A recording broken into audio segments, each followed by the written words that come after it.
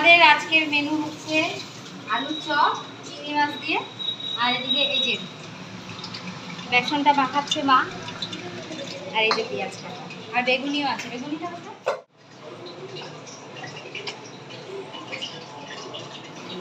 খাচ্ছি আর করছি। কিসের চপ এটা? এটা টমেটোর চপ।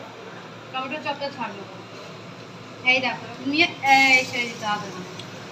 এরপর একটা আলুর চপ ছাড়ি, চিংড়ি মাছের চপ, আর একটা বেগুনি ছাড়ি এভাবে।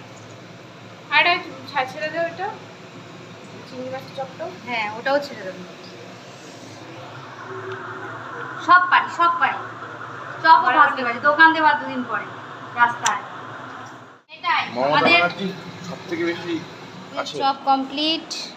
এবার একটু নুন ছিটিয়ে দেই, বিট নুন, ব্যাস কমপ্লিট আজকের চপ।